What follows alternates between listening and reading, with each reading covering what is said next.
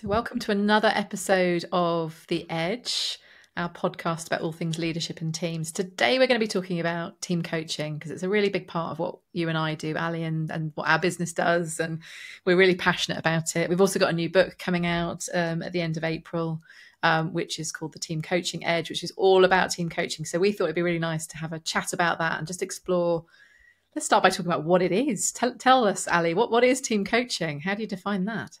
Well, team coaching, it might be easier to talk about what it's not rather than what it is to start with. So, most people have worked with teams and had a facilitator in who's helped them come up with their goals and objectives. That's not team coaching.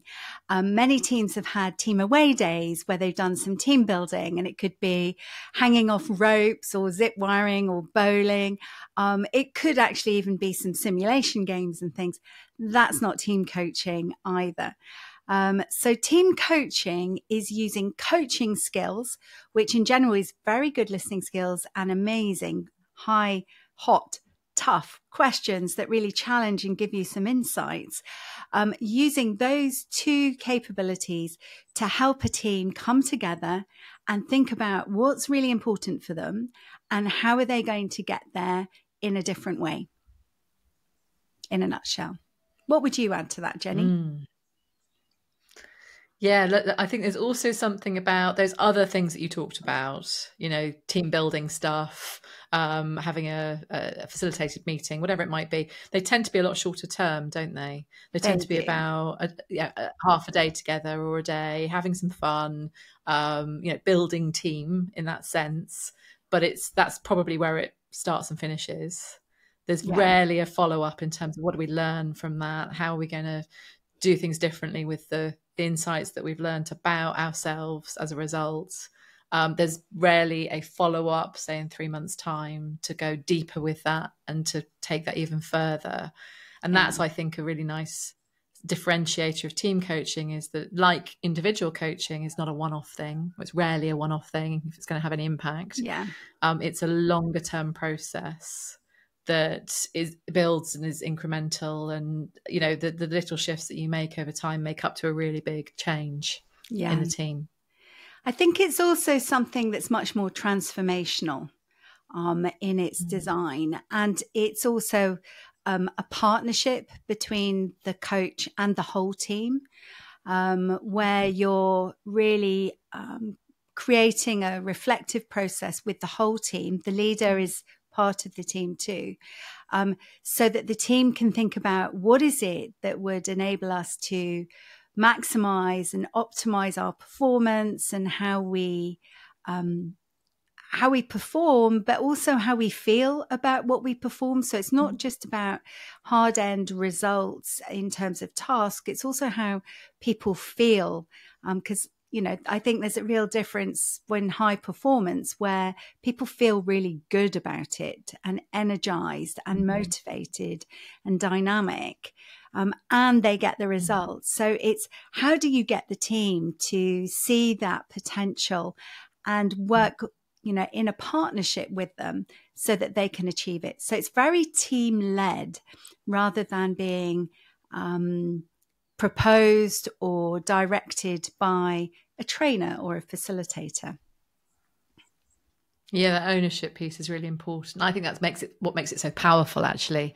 If you're talking about transformation, changing behaviours ultimately, if you tell somebody what to do, how likely are they to change their behaviours? That's what a trainer does, is tell you should do something different. Different. Good trainers kind of get you bought into that, but it's still a tell style, isn't it? Yeah. Whereas a team coach, asks questions that enable you to come up with the solution yourself as a team, and then you're much more likely to do it. So that ownership, I think, is just so critical in that process of the team owning this. They're leading it. The coach is just a facilitator of the process and just the person who, asks a powerful question that enables that to happen over time.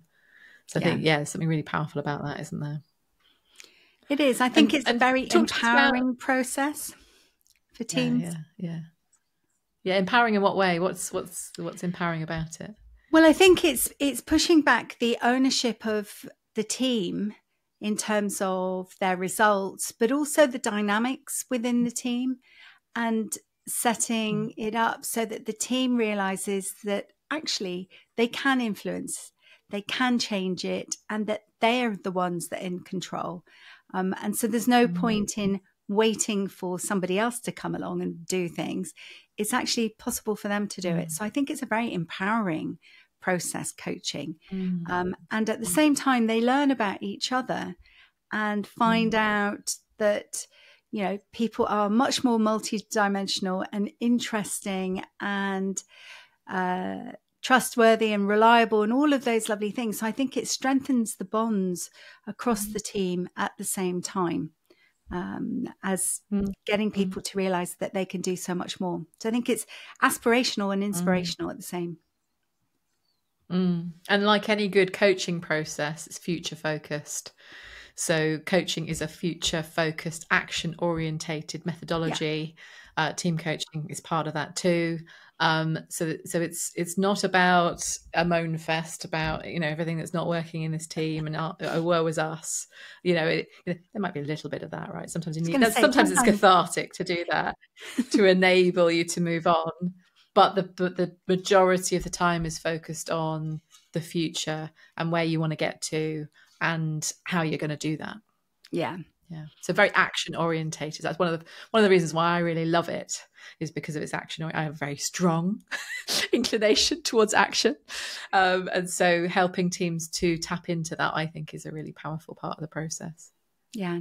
And it's very much a future focused thing. And I think it's a very hopeful process too. So there's an underlying principle of things can be better, and things can improve, and you can do things differently. So I think there's some principles that underpin team coaching, which are all about, you can do this, you choose, and it's in your power and capabilities, particularly if you're all in it together, then the synergy of you as a team, you can do anything really. So what do you want to do and where do you want to start? So I think it's very much team focused, team led, it's their priorities, they get to do it. And a really important part of team coaching, as it is, again, I'll always make parallels back to individual coaching, because I think a lot of people are familiar with individual coaching and what it is and why you do it, but less aware of what the possibilities are with team coaching.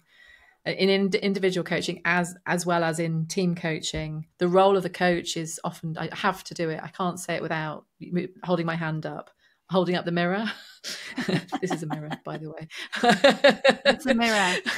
So, you know, exactly. So a coach, the role that a coach can play is helping a team to notice with that mirror what's going on in the team that maybe they hadn't noticed before, or they've noticed but they haven't had the opportunity to articulate it in the right way. And noticing it helps them to take the right action to do something differently going forward. Or even, that works for us, we want to keep that, we want to do more of that, here's when we're going to dial it up and when we're going to dial it down. Yeah. So having those conversations actually unlocks that potential within the team that otherwise they may not have had the opportunity to even notice, let alone do something about. Yeah. Let's talk about the team coaching process then. What does that actually look like? You know, let's bring that to life a little bit more. You know, describe what you would do, Ali. You know, typical process for you working with a team as a coach. What would you be doing with them? Well, I suppose there's a few standard things that you would expect to experience. So, one, to your point earlier, it's a longer term process. So, typically there'd be some kind of meeting with the leader initially to talk about, you know, and understand why they're wanting to do team coaching now, and then there would be a contracting or briefing process with the whole team. Now, it can be quite short. It could be anything from 30 minutes up to 3 hours, depending on the budget and the time the team have got. But the purpose of that is actually to introduce yourself, get to know the team a little bit, but also to start to talk to them about what it is that they want to achieve, what's their aspirations, what do they think they can get out of team coaching, but also to explain to them what team coaching is and what it isn't, and that this is something that you're not going to come and do to them. that it's a partnership and you're going to work with them together on it. So you might bring in some facilitation because it is a group process. So facilitation skills are really critical for team coaches because you're talking about a group process. So we'll often link in, various activities and things, and then move back into team coaching to explore and gain the insights from it. So that's where it might differ from a facilitator who will come in and facilitate a process and go, right, that's done. Well done. You've got whatever you came from it. A team coach will then come in and go, what was going on in the room there with you guys? How does that reflect how you normally work together? And is that what you really want to do? And how does that work with your expected behaviors of this team and getting your goal? Were you as aspirational as you could have been? And just asking some challenging questions about how they operated together and the dynamics and how they can use that to achieve their goals going forward. So very much working in that level. So we set up that initial meeting to talk about some of those things, how they want to work. And then you would start the time frame of regular coaching sessions. They could be anything from 90 minutes, I would say is probably the shortest you can do a team coaching session. But traditionally, more often than not, first time round with a team, it's a whole day. We'll work through lots of stuff together, all directed by team. We'd usually use a diagnostic tool that we've got that looks at what's high performance for the team. And then they get to explore their results and think about what is it they want to focus on and move that as a way of gaining insight. It could be a 2-day workshop to start with or a half day, but we'd have a sort of chunk of time to get going. And then you can either do it on a rhythm of quarterly or monthly. So again, it depends when the team gets together, how much time they've got, how much time it's going to take them to do the stuff they've promised to do. So that's where it's like normal coaching, one-on-one individual coaching. You don't get to go home and do nothing. It's a transformational action process. So, and it doesn't, the insights and the ideas and the understanding comes in the coaching session, the action comes afterwards. So, they have to go and do something and then come back. And part of the discussion then can be, why didn't you do it? And maybe they were busy, but then it's like, okay, so it's obviously not a priority. Let's talk about what that means then. So we can reflect on it, and maybe it wasn't the right thing to do, and that's okay. But it's the team who needs to think about, do they commit to things in the moment and then not follow through? Or if they have followed through, what do they want to work on next? And so we would typically run a diagnostic with the team about every 3 to 4 months so they can see the progress that they're making and help them identify what they'd like to work on next that would add value to them as a team. And typically we'd work for up to 12 months with the team. Usually at that end, we'd come to a close. We would leave the team with a plan of how they're going to sustain themselves going forward. But we usually would give them a break. So it's not to say we'd never work with a team again. We do come back in and coach a team again, but we would want to, make sure it's on another topic. They've got quite a specific outcome they want to work on, and that they're really going to drive their results in that kind of way. So it's very flexible, actually. So each team is unique. Sometimes we might only work on a couple of sessions and then they go, yeah, we've done it. Thank you. And that's enough for that moment. What about your thoughts on the process that we go through with teams? Yeah, I think that's a very... it's an ideal process for a lot of teams, is that kind of 12-month process, having an intention of working together for that period of time and having some key milestones that we agree. That quarterly thing tends to work really well in teams because they tend to think in quarters, a lot of business teams. So, whatever kind of fits in with their own cadence and rhythms within the business and within the team, I think works the best for teams. Sometimes, however, to start with, they're a little bit scared of making that big commitment of 12 months. And so it can be, well, let's just try it out. Let's just have a workshop, see how far you go, see if you like it, see how you respond to this coaching thing, and then see where we go from there. And that sometimes is how I approach things with teams, is just, let's just try something. I promise you'll get great value from just that day. And if you want to stop there, that's also fine. But we see the greatest success, I believe, in the teams that take on a longer term commitment, even if we're not involved in that longer term bit. Maybe we come in and just do the first couple of workshops, and then they do something by themselves or with somebody else after that. It's the long term thinking that they're doing that makes the difference there. Yeah. So if they're thinking about this as a long term thing, and actually it's not just 12 months, if for the team, it's always forever and ever, amen. This is a muscle and a routine that they need to get used to doing, which is reflecting on the dynamics within the team, creating some insights, creating some actions, and doing something different, and then repeat. So, when teams get into that rhythm, that's ultimately what, the ultimate aim of a team coach is to create that habit and that behavior of reflection in a really safe environment where they learn how to do that really, really well, with a coach supporting them in that process.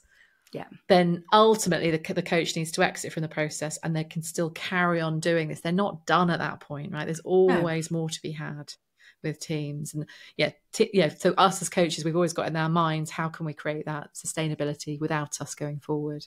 Yeah. And I think we can relate it to sports. I mean, there's the elite athletes who've got their coaches all the time, and a whole team of people helping them perform at their best. And you can do that in business if you're fine-tuning your high performance to an ever-increasing tiny level. Then yes, that's what you're going to need. You're going to need a pair of eyes and challenge to stretch yourself to that next tiny incremental improvement of that competitive edge, that winning edge. But for most teams, most high performing teams, and you can think about many excellent sportsmen who are not Olympians or whatever, but participate seriously and want to perform really well, it's quite good to get the odd coaching session or block of 6. I can think of plenty of golfers who go and have a block of 6 sessions to improve their swing, for example. Or we were talking earlier about some runners who might go and get their gait analysed and get some work done to help them just strengthen their gait and how they can speed it up. So those kind of fine tunings, transformational things about, I want to take a step change. That's where we are spending a lot of time with teams, with team coaching. And, it's short term, as in up to 12 months working, and then you carry on because you've learned from it, you've moved up to the next level, and you might decide later on you like another little dose, but for the most part, it's taken you to the next level that you want to be, and you can consolidate and integrate it into your working practice as a team. And that's mostly where we're adding real value to the teams that we're working with, I think. Yeah, absolutely. And what I love about the process is it's so flexible, and there's no one right way to do it. It very much depends upon the team that you have in front of you, how enthusiastic they are about the process. How much do they want to commit to this? Is this something they can see the potential within? And if so, how fast do they want to move? That determines how often we might work with a team over a 12-month period, for example. So what else they've got going on, what's the context that they're operating in, what's happening around them, all of those things I think determine how we design that team coaching process so that it's going to work for this team and it really sets them up for success. But you mentioned flexibility earlier, and I think that's also really important. Teams change, the context changes. If we worked with a team for 12 months, guarantee you that the team that we're working with at the 12-month mark is probably going to be very different from the team that we started working with 12 months ago. Even if the people are in there and not changed. Somebody's left. The context has probably changed, if not. So much changes in businesses, from month to month, from year to year. So I think it's important for coaches to recognize that, to design a process that is flexible and agile, that enables that to be the reality.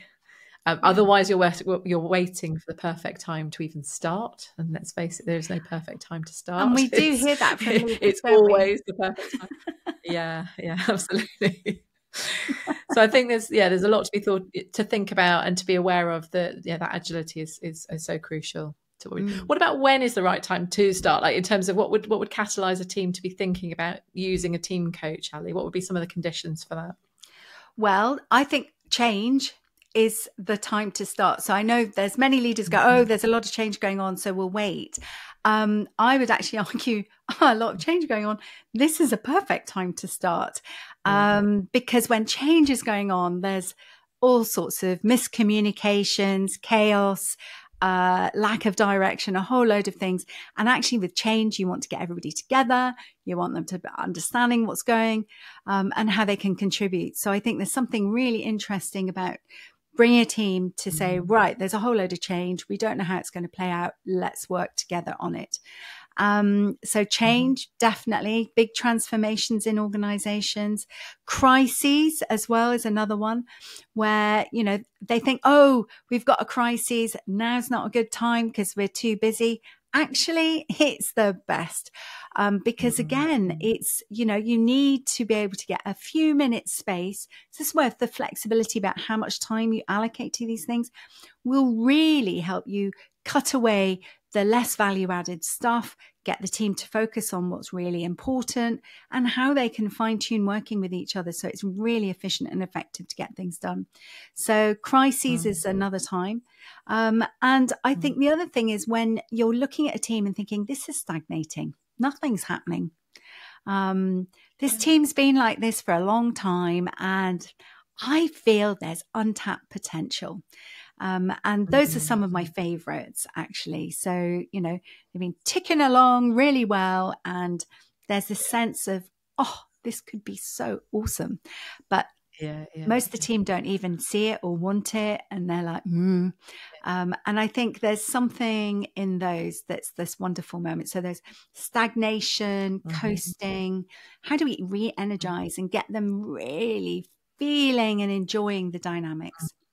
And I'd say, when people are disengaging from teams, which links to that stagnation, there's a lot of talk about the quiet quitters and people dropping off in productivity.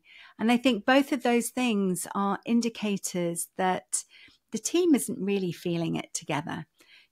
People are doing their tasks, whatever they might be, but there's no real sort of engagement with everybody else.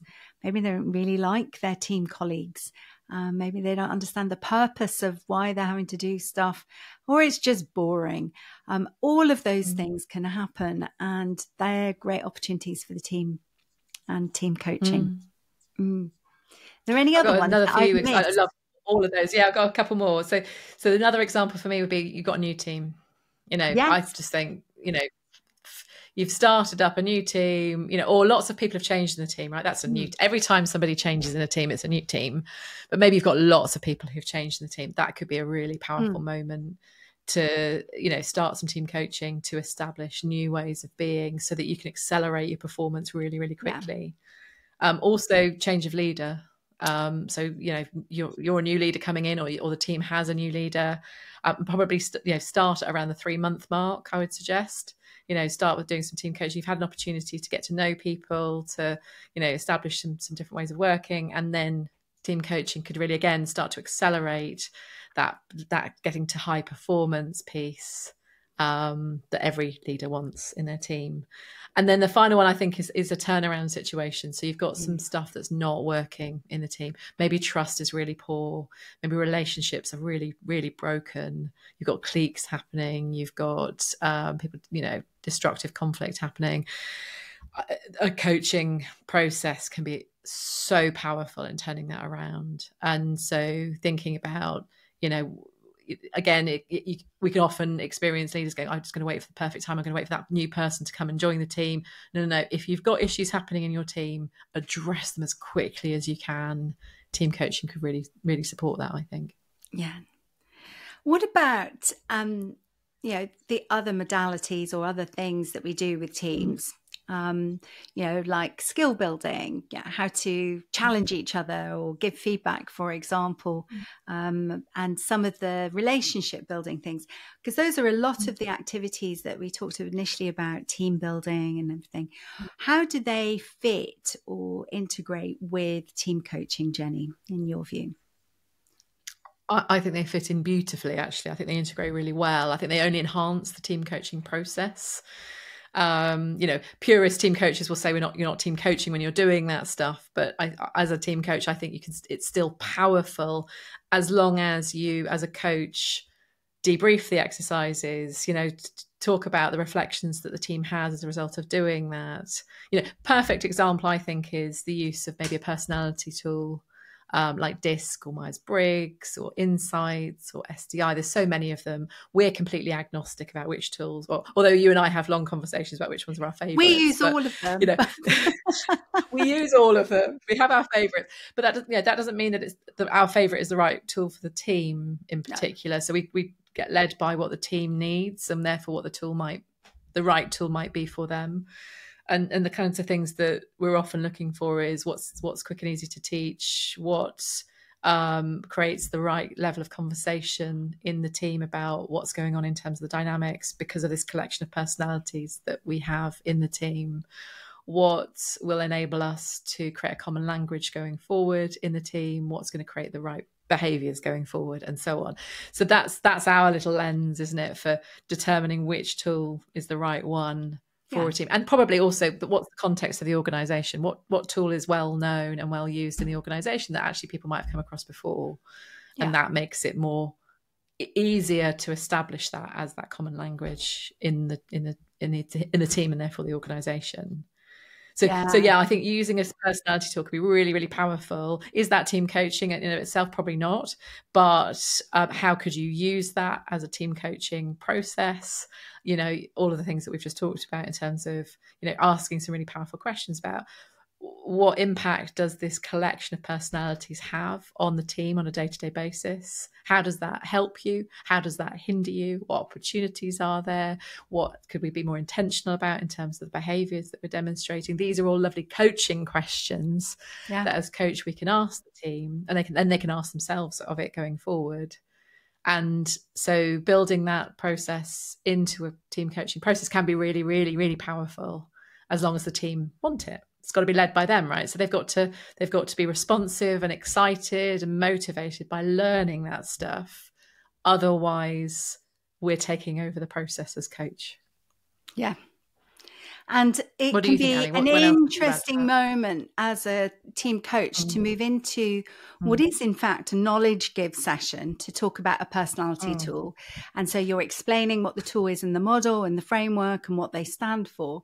And then switching back out of that into the team coaching, which is where you start asking those lovely questions like, so what does this mean for you lot?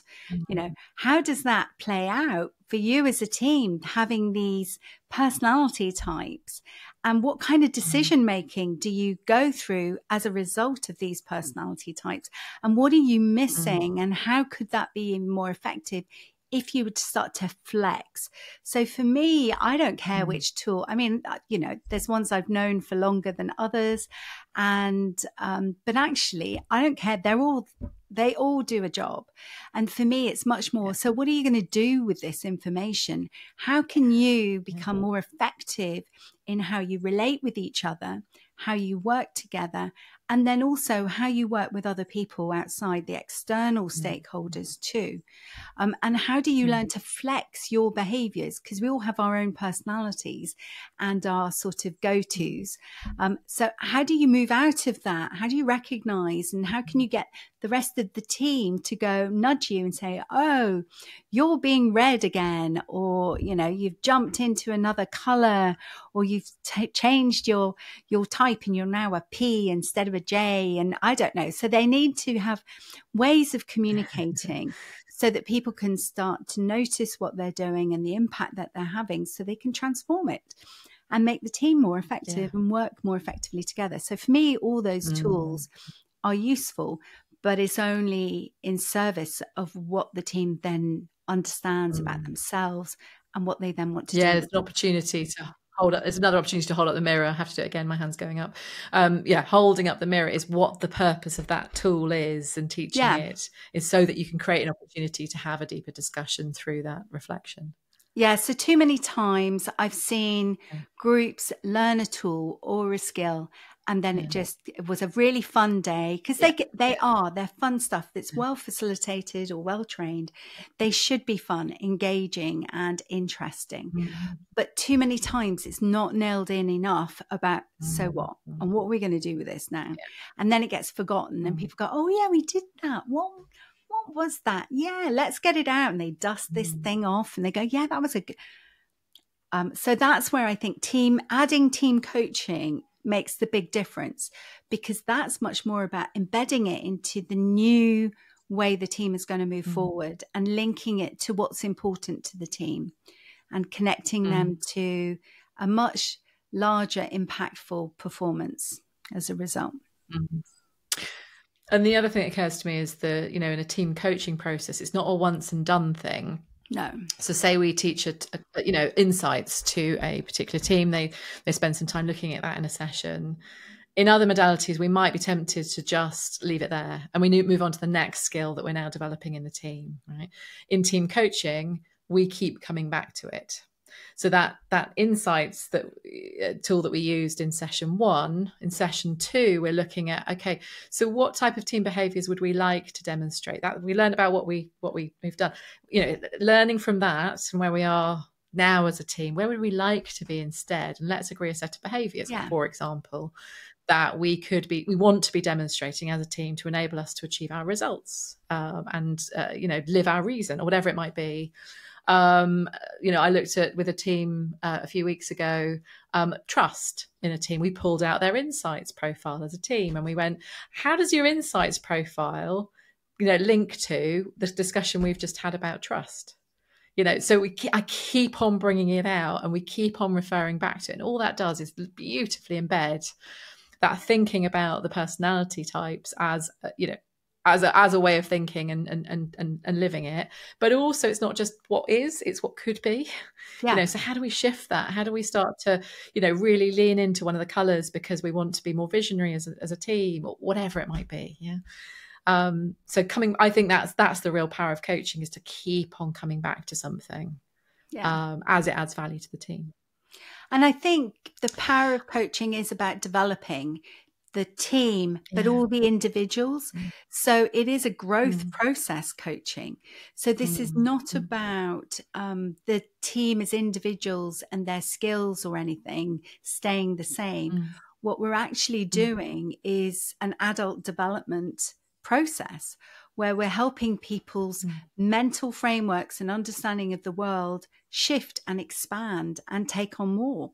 So people's understanding of both themselves and their team members and what they're trying to achieve develops, and then they can grow the skills, and we can add that in with a bit of training or whatever. But this is very much a growth process for the team. So you get growth in outputs, but you also get growth in each of those individuals in the team and the team as a whole, that synergistic thing. What about the role of the leader in all of this, Ali? And how does the coach work with the leader to support the team to get to high performance in the team coaching process? Well, I guess there's a couple of ways that we can do it. Our approach is that the leader is a member of the team. So they are one. So, if the lead, I've had some leaders say to me, oh, you go and do the team and let me know how it goes. And it's like, no, you have to come too. You are a member of the team. You're the leader of the team. So you have a very special role, but you have a key role in the team. You might have more influence. You certainly have more access to resources than the individuals do. And you also have a different perspective. But you are bought into, one would hope, but certainly by the time you're finished with us, into the purpose of the team and the reason it exists and what results you're wanting to have and the dynamics. So you are a key member of the team. And so I think that's really important that they understand that. And as such, we are going to value each of the members in the team as a member of the team, including the leader. And that's where the leader is. there is some initial discussions that need to happen with the leader and ongoing. And so I think it's an opportunity for the leader to start to understand how they can impact and develop their team outside the coaching practices. So often what we'll be doing is leader coaching and support in support of the team when we're not there as well. So it's almost like one-on-one coaching as well as team coaching can be part of it, so that, you know, that leader starts to reflect and model and do the things that they should be doing and can be doing, and gets insights about the impact that they're having. And it's such an important role that they play in the team.